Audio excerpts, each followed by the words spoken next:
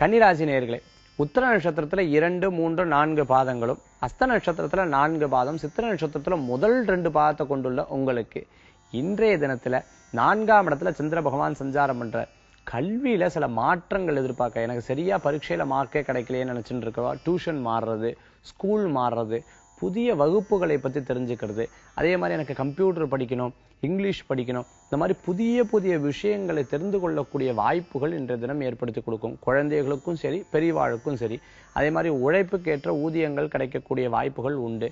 7ஆம் இடத்துக்குண்டான சுக்கிரன் கடன்கள் தீரும், பிரச்சனைகள் தீரும், மனைவியல் வழியில நல்ல செய்திகள் வந்து சேரும். ரொம்ப நாள் தடப்பட்டு இருக்கக்கூடிய காரியங்கள் வெற்றிகள் கிடைக்கும் சொல்லலாம்.